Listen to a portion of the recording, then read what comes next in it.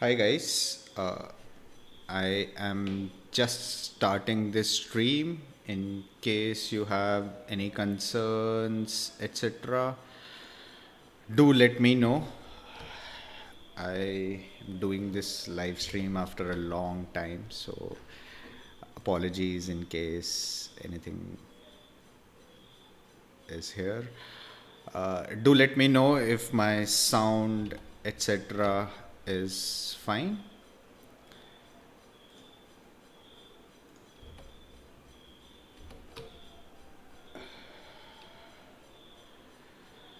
Okay, so we will be going through this.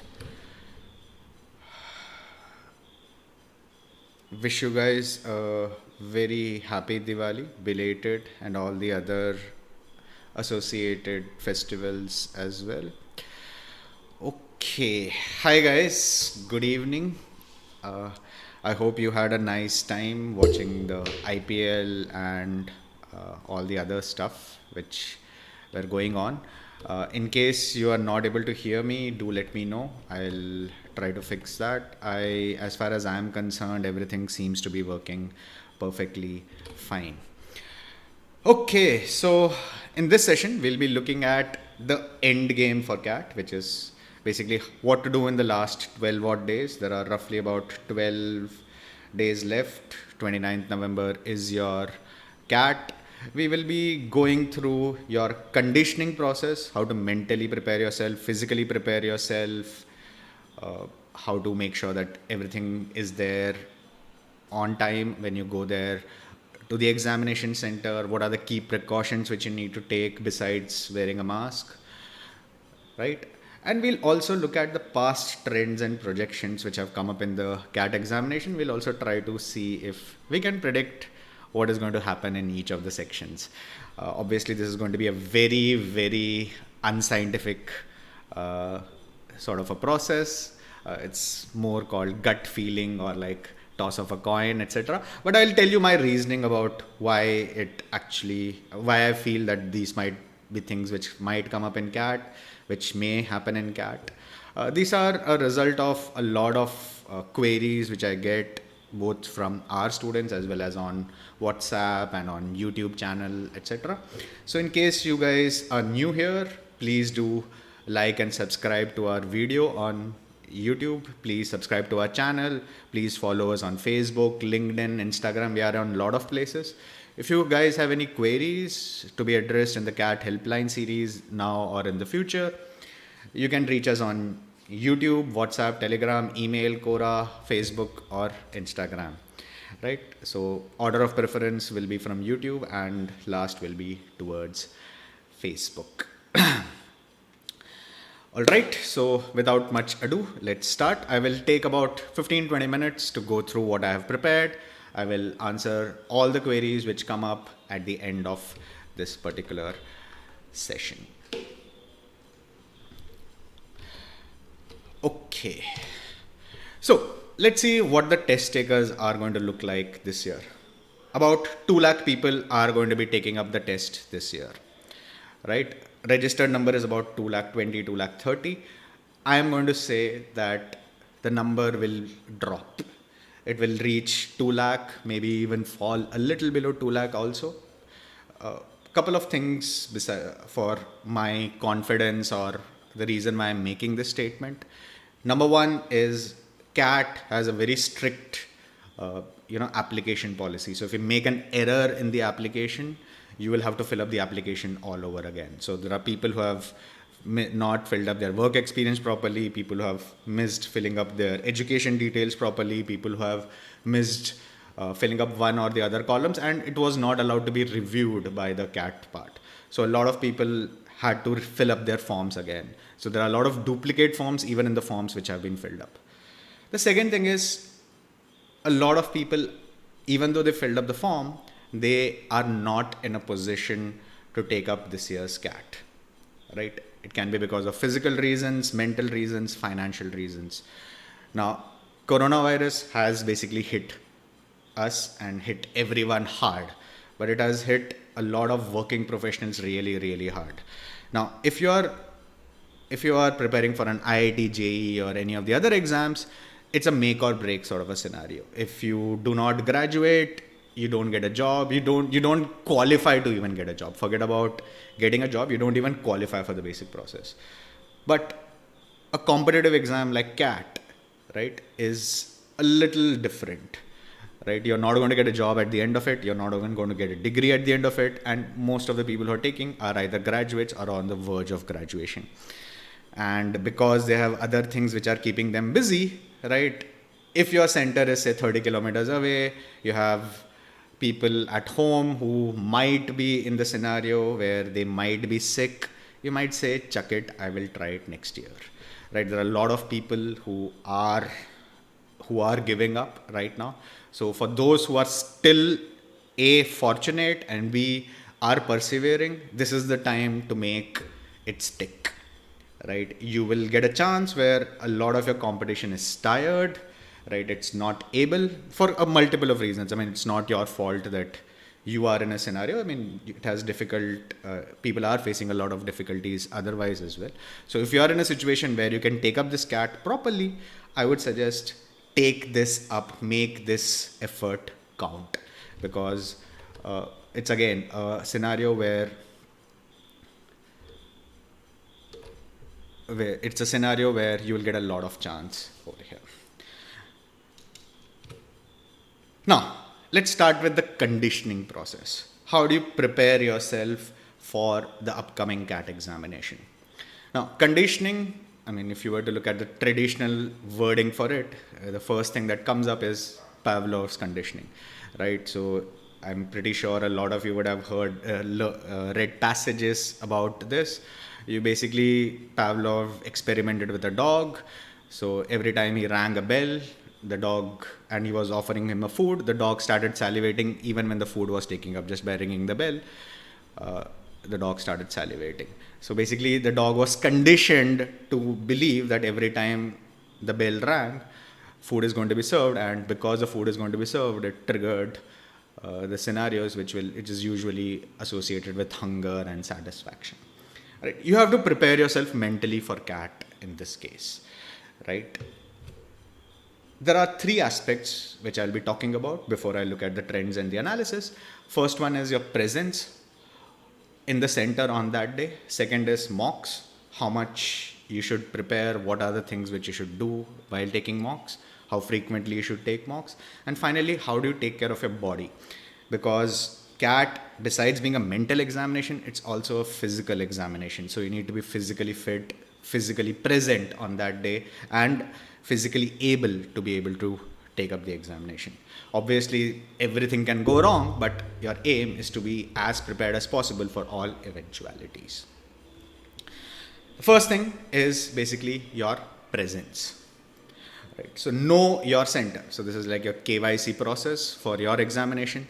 You should know exactly where your center is. I can tell you from my personal experience, the last time I gave CAT about 10 years ago was I was given a center in Thakur College in Bombay, and unfortunately there are multiple Thakur colleges. So I reached a center which was about half a kilometer away from the other center, right? And Google Maps was not there. So it took me a lot of time to go from one center to the other, and the auto guys say आधा kilometre तो नहीं जाएगा.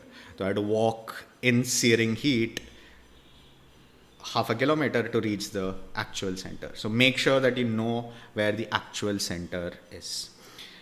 In case you are traveling a longer distance, you also need to know when will you reach there and how will you reach there. So in case you're carpooling with your friends, make sure that you are able to get a person who is very reliable. Anyone who does not match your personality, don't hitch a ride with him. So if you are a person who wants to reach an examination center just in the nick of time, say about, if it's a half an hour before the exam slot starts, you are in the habit of reaching there just exactly on time, don't hitch a ride with somebody who wants to get there 2 hours before time.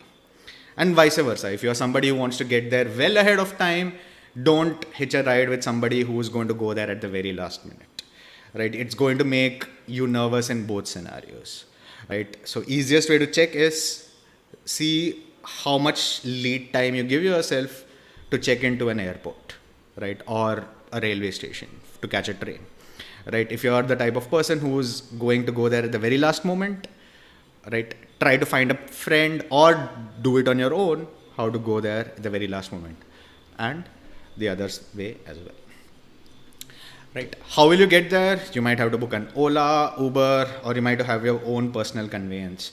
Some of your family, again, you're very fortunate, make sure that you will get there on time. You don't have to worry about parking, you don't have to worry about where will you keep the keys, where will you keep your phone, etc. Remember, read the application guide very clearly. It says that only thing which is allowed is basically a mask, a sanitizer, your application, your admit card, and your ID proof. Nothing else. Your mobile phones, car keys, etc. Nothing is allowed inside the center. So you might be given a place to keep all those belongings, but rest assured that nothing else is actually going to be provided. And in case you lose your belongings because the center gave it to somebody else, it's like a chappal in a masjid or in a temple. If somebody else wears your chappal, you're gone. Nobody is going to bear any responsibility for that. Also, be very clear about what you're going to wear. Don't wear anything which is going to make you uncomfortable. Don't wear new dresses. Again, from personal experience, if you wear a new dress which you've never tried it earlier, you don't want to be itching yourself for about 2.5 hours in the examination. Make sure that you know exactly what you are going to be wearing. Now let's see what is the deal with the masks. Now the guidelines say that you will be required to wear a mask. It does not say that you will be required to wear a mask during the examination, right? But just in case you have a very nitpicky invigilator who tells you that you have to wear a mask, what will you do? Right? It's going to be a greater chance that somebody is going to ask you to wear a mask than somebody is going to ask you to not wear a mask, right? So practice over the next 10 to 12 days wearing a mask and writing the examination. You need to be comfortable wearing a mask, writing an examination, sitting in a place for about 2.5 hours, right? You might want to try out all these breathing techniques or a cheating technique where you keep your mask down for some time, take a deep breath, put it up again, and so on, right? Make sure that you practice wearing a mask in the examination. It's always better to be prepared. Obviously, if you are on that day, if you're not allowed to wear a mask, if you're not required to wear a mask, go ahead and not wear a mask. You are going to be freer. Conversely, if you have gotten used to wearing a mask, right, you might want to keep the mask on that day as well, even if it is optional. Simply speaking, practice wearing a mask, get used to wearing a mask. We all know the health benefits of wearing a mask. I know the vaccine is going to come very soon. We all have tried, we have all waiting in anticipation about when it is going to come to India, when we'll be able to go back to the normal life again. But till that time happens, please wear a mask. 3 hours in an examination situation, in a closed room, with a person who may or may not have COVID is enough for you to catch COVID and unfortunately pass it on to somebody who's near and dear to you. Please don't be stupid. Be ready for all circumstances, all possible scenarios. Wear a mask. Practice wearing a mask. What about the mocks? Right. Now, you don't want to tire yourself too much wearing mocks during the mocks, right? But at the same time, you don't want to just be rusty on the day of the examination. There are still about 12 days to the examination. My usual suggestion for people is do what the footballers do, or do anyone who's in sports usually does. They basically practice on full tempo on one day, and then they do a light sort of a practice the next 1 day or 2 days, and then they again do a practice for a full day. That way you are in the habit of making sure that you are not burning out before the examination. At the same time, you are also in the habit of resting yourself. You are very well rested. You are mentally at peace when you're not taking the full length mock on that particular day. So your last mock ideally should be on Friday or maybe Thursday. No more mocks after that. And on the remaining 2 days, say Friday, Saturday, or on Saturday, just do some sectional tests, small bursts of small questions, passages, whatever feels like happening to you. Do it on that day rather than giving mocks blindly. Remember, even now you have to analyze your mocks, ensure that you are not getting into the habit of making silly errors. You may not improve your scores a lot, but it is very easy to get into bad habits within 10 to 12 days time. You may not be able to change an old bad habit. I'll come to that a little later, but you will be able to catch bad habits or start catching a bad habit even in this 10 to 12 days. So you still have to analyze your mock with as seriousness as you had done earlier as well. Now, one suggestion which I would really like to give you is to time your mocks. When I mean time your mocks, I'm not looking at just the 2 hours of the mocks, but also about 1.5 to 2 hours before the mock and about 10 to 15 minutes after the mock. Now, the best example which I can give you, and this is one of my favorite movies, is Inception.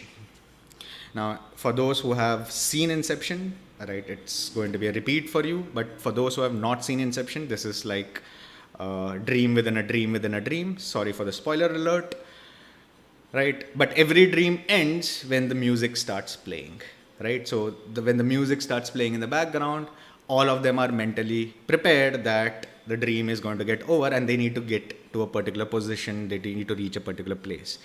You need to prepare yourself mentally like Inception, right? So here is what you should do, right? Add up your travel time for that day. Add up another 10 minutes for check-in, right? They will be frisking you, maybe not, checking your things. You will also be sitting about 20 to 30 minutes in front of a PC, right?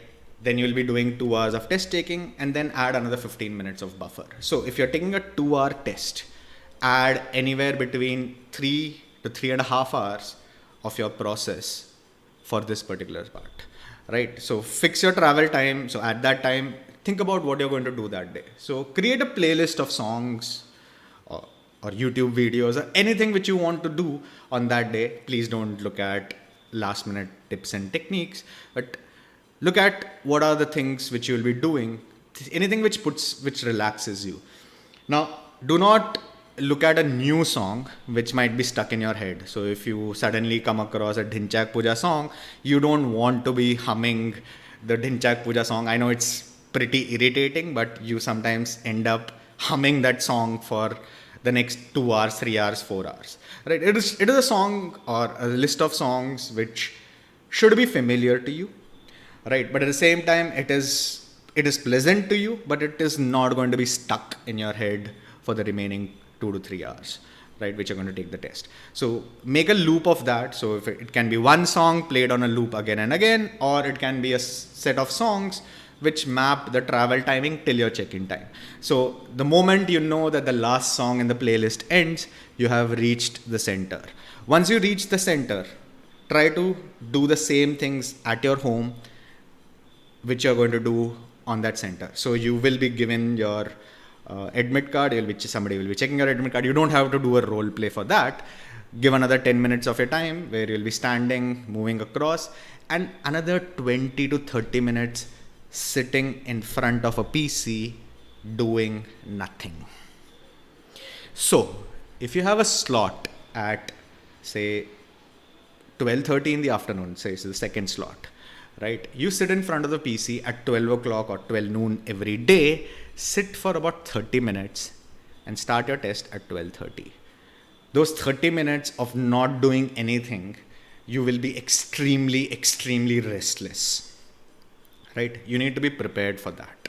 You need to be prepared for being uncomfortable, waiting for the examination, not tire yourself out in those 30 minutes on the day of the examination as well. Right? So make sure that you are mentally prepared on that day, for that day, by sitting in front of the PC. Don't just open your exam or open your mock test and start giving the test. You need to wait for about 20 to 30 minutes in front of a PC and then start the test. Then you have 2 hours of test taking, and you will have another 10 to 15 minutes probably at the end of it for any eventualities. So this is the type of mental conditioning that you need to prepare yourself. Now we have done quite a bit about what to do in those 20 to 30 minutes when you are given an extra time. Now, one thing which you can do is, if you are going to attempt your DILR in the way that we have suggested, you can draw that table. There's a video, we'll be linking it in the description, on how to attempt DILR sets. You can look at that. That framework is something which you can draw, right? You can probably draw spaces for each of the 25 to 30 odd questions which will come up in the maths examination.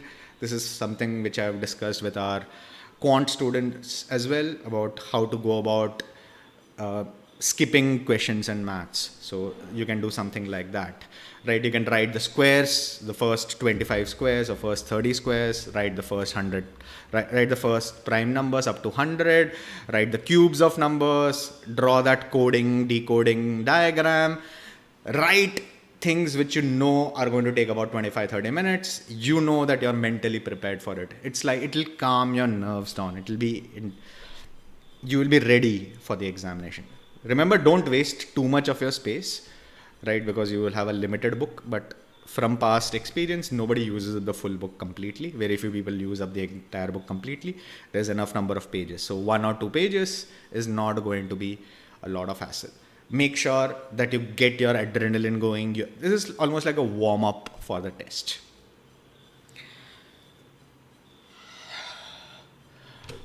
Okay. Now, the next part which you need to be mentally and physically prepared are all your addictive substances, etc.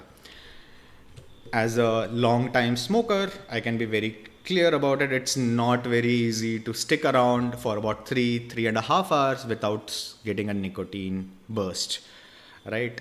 So you need to control it yourself. You cannot stay for 3 hours, but in case you are, make sure that you are ready for that, right? It also includes other substances for which a lot of people were in trouble recently. I will not name those substances, but make sure that you are away from it as much as possible. The second addiction which you need to get away from is social media, right? Try to limit joining or seeing questions on WhatsApp or on Facebook, etc. Don't do anything like that, right? You are not going to get anything out of it. Your attention span is going to get reduced. There is a lot of harm in a lot of things which happen on social media. A lot of it is fake. Please switch off or control your social media usage over the next 10 to 12 days. It's a good place to start if you have not done it already. And the last part, which speaks about addiction, is porn. Now, when I say porn, it's not in the usual sense of the word, right? Porn, like in cat questions, comes in various shapes and form, right? What I'm talking about is strategy porn, right? So you will see a burst of videos which will tell you shortcuts, score X marks more. Okay, I'll boost your score by this much percentage, or some crash or super crash or extra course or some new plan which is going to boost your scores. Think about it. I mean, if you have ever been to any of these shady websites, you will have all these ads saying that increase your length by 10 inches or 3 inches or boost your stamina and all those things. Don't those YouTube videos which get released right now sound very similar? Right? And we know what happens in actual porn, right? Right? You just get vicarious pleasure, right? Nothing comes out of it, right?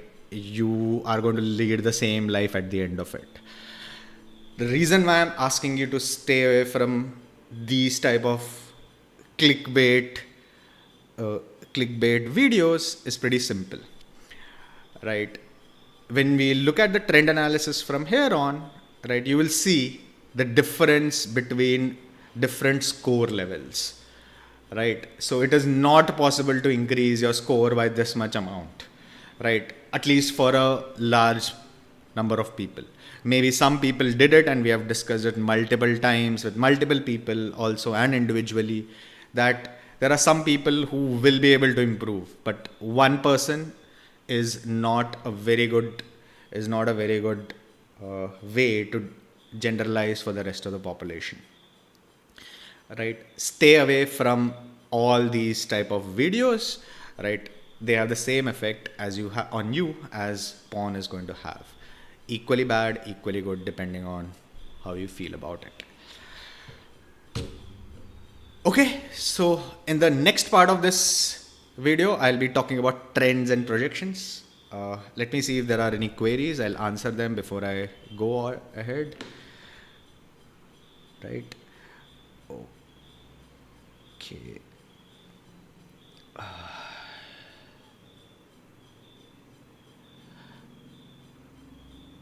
Okay, there are some queries about gloves, etc. I think gloves can be skipped.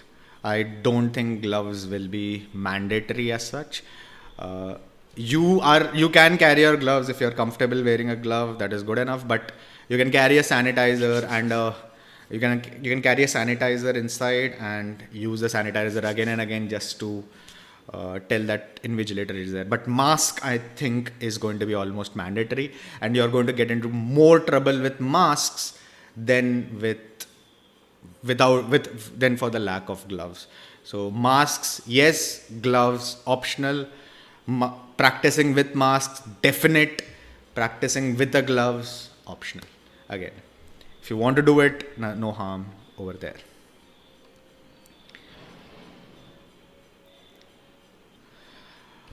All right, so let me just have a glass of water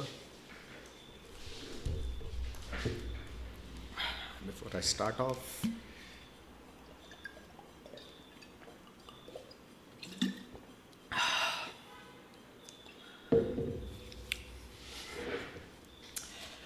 Okay, so the second part of this is trends and projections. These are things which we have noticed in various sections and in the overall CAT examination over the past 3-4 years as paper that we have.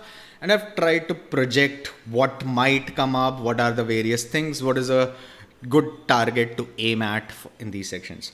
Before I start this, remember these are based purely on past data, as they say in mutual funds. Past performance is not an indicator of future success. Please read the offer document carefully.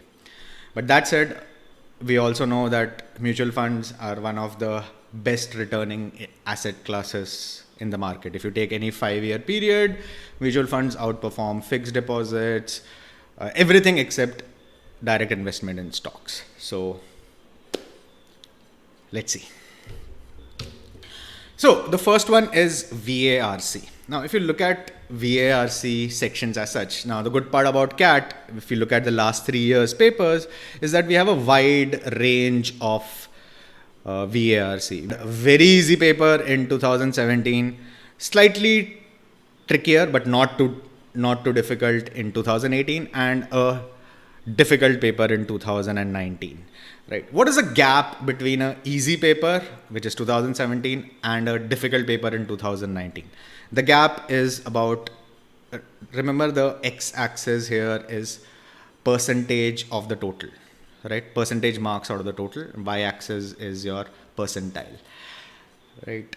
Now, the gap is about 12 to 14 percentage points, which means roughly about 4 questions, right? So in a tough paper, people are not able to solve 4 additional questions or not able to score in those 4 questions. And this difference is projected throughout, even in this area where you have, even in the top area above 95 percentile, where scores seem to converge, it's actually not converging, right? Because the curve is flattening. We have done videos on why the curves flatten, how difficult is it to improve your scores, right? Because your curves flatten, it does not seem very good. So in this video, I actually blowed up, should not be using that when I'm talking about porn also, but we have looked at that particular area in more detail. And if you look at it, that 12 percentage point gap holds, right? Even at 95 percentile range. So even at 95 percentile, the gap between an easy paper and a tough paper is roughly about 4 to 5 questions, right? That is what the gap is, and it's throughout, right? Across all percentile ranges. It's almost like a shift, a uniform shift backwards or forwards if you were drawing a graph. So this is something which we have in VARC. Now, given this, what are we projecting for VARC? I'm sticking my neck out and saying that students will find this year's VARC easier. Remember, it may not be easier, but I'll come to that a little later. Students will find it easier. Now, there are a couple of reasons why students will find it easier. First of all, 2019 CAT VARC caught all of us by surprise, right? We were accustomed to very easy VARC, and suddenly 2019, it was like, a tough one. So this year, everyone is preparing for a tougher VARC. And as they say, when you prepare for a tougher exam, even if the paper is tougher or slightly moderate, you will find it a little easier than what you thought it is going to be. Now, the actual VARC paper is going to be much easier than what you have seen in the mocks. I know a lot of people crib about what is coming up in the mocks, right? It's going to some other level, but we have discussed that earlier also, why mocks are difficult than the actual CAT, right? So here is my projection. VARC is going to be easier. Even in reality, first students are going to find it easier, and in reality also it will be a little easier compared to what it was in 2019. May not reach the 2017 levels where it was like really lallu sort of things. While we are at it, let's look at themes also. You might get a passage on, I just looked at some of the passages and saw that CAT has one contemporary sort of a passage, right? So remember, the CAT paper is set somewhere around August, September, maybe June, July, August, September. Look at the themes which are running at that time. You have hope of a better future, right? Inequality between haves and the have-nots, how coronavirus has driven it down, the new normal, work from home, all those type of, or maybe some dystopian reality sort of thing. So you will probably get one passage from that. I'm guessing something like that. But this is the most tenuous of my predictions. I mean, this is just a pot shot, but definitely stick by. It will be easier than 2019, not as easy as 2017. Grammar, very unlikely, but you never know, right? What are the targets that you should look at? Now, a lot of people think that, okay, I'm not able to judge the difficulty level of a CAT paper. Now, based on these trends that we looked at, right, 50% is a good score. And I mean good score, you are going to hit a 90 percentile most of the time. If you hit 50% of the paper, 90 percentile is there. Sometimes it even gives you a 95 percentile, like in CAT 2019 gives you 95 percentile. So if you have roughly scoring about 50% with about 5 minutes to go in the VAR section, you are in a very good place. If you have attempted 60%, assuming that your accuracy is pretty decent, if you are 60% or better, you are in an awesome place most of the time. Remember, you are always working with percentages. You cannot always predict everything exact, but these are very good numbers to aim for. If you have nothing to look at, you have not done a lot of analysis, what is a good score? 50% in VARC is a good score, 60% is an awesome score. You have a very good chance of hitting a 98, 99 percentile in CAT, which is a bare minimum where you can think. Obviously, your profiles come in, your engineering. I don't want to get into that, but it's a very good place to be in if you have hit a 50%. If you have hit a 60% in VARC, awesome place. Let's go to LRDI. LRDI, again, we have looked at the difficulty levels over here. 2017 was the toughest of all LRDI papers from the 3 publicly available papers that we have. 2018 was a slightly easier paper. 2019 was easier as well. Now, what is the difference between a difficult paper and a moderate sort of a difficulty level? 2019 sort of a difficulty level. It is roughly about 5 percentage points, which is roughly about 2 questions. 2 questions. Right. Now, the thing with LRDI is that the two questions can also be a scaling difference between one slot to the other. That is the case. But because we're talking about 2 different papers, that will not be a scaling difference. Right.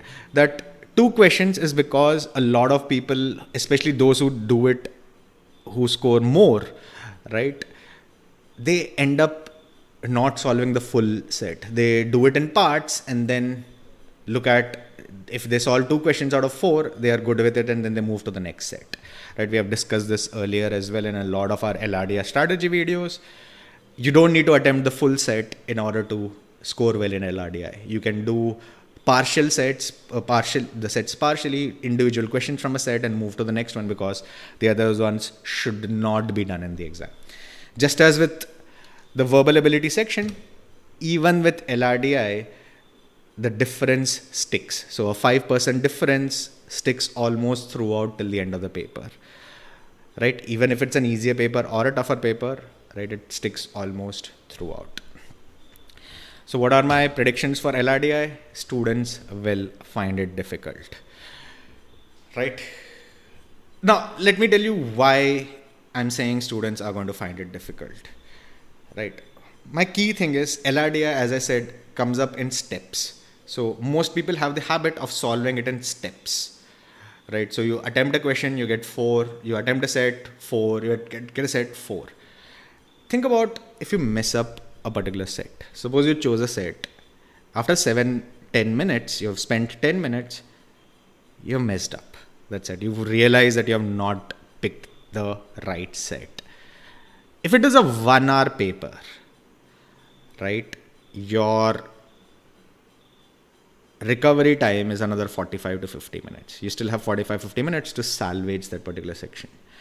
If it's a 40-minute paper, you only have about 25 to 30 minutes to salvage that section. Imagine the amount of pressure that you're going to be inside, right? Because you're in 0 after 15 minutes and you have only about 25 minutes left.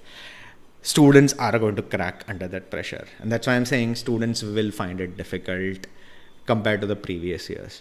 In actual, it will be probably slightly difficult compared to 2019, right? It will be somewhere between, and 2017 was a lengthy paper, and people got used to that sort of paper, lengthy sort of a questions. Now, if you solve those 2017 papers, it seems, it's pretty easy. But it's under the exam situation, because of the length of the questions, people might find it a little difficult. I think students will find LRDI a little difficult compared to the previous years, right? In reality also, it might be a little difficult, right? Closer to say a 2018 sort of a paper. What are the things to aim for in LRDI? Targets 35% of the paper, right? Roughly about 35% of the paper gives you a 90 percentile, 40% of the paper gives you a 95 or more percentile most of the time. So these are the 2 targets to aim for. Now, 35 percentile might be gotten this year with just 2 sets, maybe even lesser. With just 2 sets, you might be able to hit a 90 percentile. With 3 sets, you might be able to hit a 99 percentile. Depends on how many sets are there, what is the distribution of the sets, etc. Right? So be prepared for that. These are good targets to hit for. Again, obviously, if you have prepared, if you already have your own strategy, stick with it. If you have nothing to do, these are things which I will be looking on CAT day. And the last one is QA. Again, with the other sections, we have a very nice range of QA questions. 2017 QA was extremely easy. 2018 it was pretty difficult. 2019 moderated a little bit, right? The gap between a difficult QA paper and an easy QA paper is roughly about 7 to 9 percentage points, roughly between 2 to 3 questions. Now, one thing in QA, which is not present in either VARC or LRDI, is that the gap expands, right, as you go up the percentile levels, right?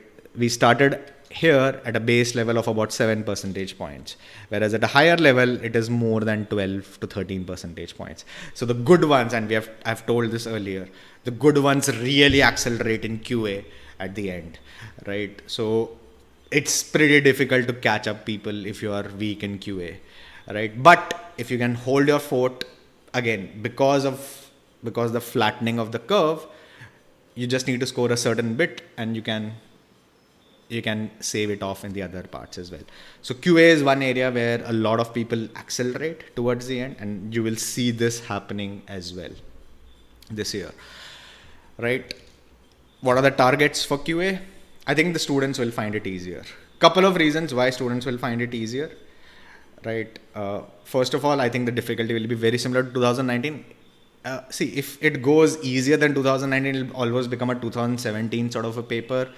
That's too easy. I think CAT made a mistake in 2017 giving such an easy QA paper. They might repeat the mistake, but that's too easy a paper which is there. Second thing is that you have only now 3 hours. So people are now prepared. The shock of a VARC, etc., will not be as overbearing as it is there. So I think it will be similar to 2019. Maybe, I think it's a very good guess to start with, very similar to what 2019, but students will find it easier because of the reduced timing. The fatigue factor is reduced, right? Targets which you're looking for, if you have nothing to aim for, 40% of the paper usually gives you a 90 percentile, 50% of the paper is an awesome score, gives you a 95 percentile most of the time. Now, what does it mean for our overall scores, right? If you look at the overall scores also, right, they roughly tend to follow the same pattern. This is the flattening of the curve which we have seen. We were supposed to flatten the COVID curve, but this is how the marks versus percentile curves as such is, right? Again, the gap between, 2017 was an unbalanced paper. 2017 had LRDI difficult, VA easy, QA very easy, right? 2018 had one difficult section, one moderate section, and one moderate to easy section. Moderate to easy was VARC, moderate was LRDI, and difficult was maths. And it got flipped in 2019, which was again a very balanced paper. So if you look at it, 2018 and 19, the scores are very similar to each other. 2017 was slightly unbalanced because there are 2 easy sections and 1 difficult section, right? So you would probably see this year's CAT fall somewhere around in between, over here. So the curve will be probably somewhere in between these 3 curves, playing with the averages as much as possible, right? What are the usual, again, the difference holds throughout. The increase in gap is because of quant, as we have discussed earlier. What are the targets that we are looking for usually, which is there? And this is where I say that if you do right, whatever you do right now is not going to help you dramatically, right? So roughly about, if you start scoring about 20% of the overall paper, right? If you look at 20%, that's usually a 70 percentile, right? Now, if you score 5 more percentage points extra, you jump to 80 percentile. That's a very high gain, right? That's a very high gain, right?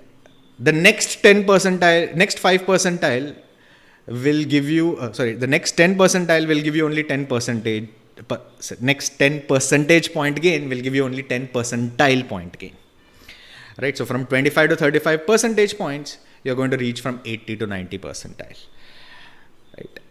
But from 35 to 40, you're again going to gain 5. So it's almost like a linear progression from here. So from 25 to 35, gain of 10, percentile increases by 10. 35 to 40, gain of 5, percentile increases by 5. Whereas before that, your gains are out of proportion. For a 5 percentage point jump from 20 to 25, you're getting a 10 percentile point jump. The reverse starts happening once you go above the 95th percentile. Right. After the 95th percentile, look at the 95th percentile. So from 50 to from 40 percentage points to 50 percentage. That's 10 percentage of the paper. Right. You're gaining only 3 percentile points. Then from 50 to 55, another 5 percentile points. Another 5 percentage points. You're gaining only 1.5 percentile points. Then another 5 percentage points. You're gaining only quarter of a percentile. That's why the flattening of the curve happens, right? That is why it is so difficult to score beyond a particular point of time. You either run out of paper, you run out of stamina, and so on. These are things to aim for. If you are hitting 60% of the paper, you should be very confident. Don't try to over-optimize your scenario, right? If you are hitting a 50% of paper even today, it's a very good place to be in. Believe me, it's a very good place to be in. If you are thinking, I have not prepared that much, what is a good score to have?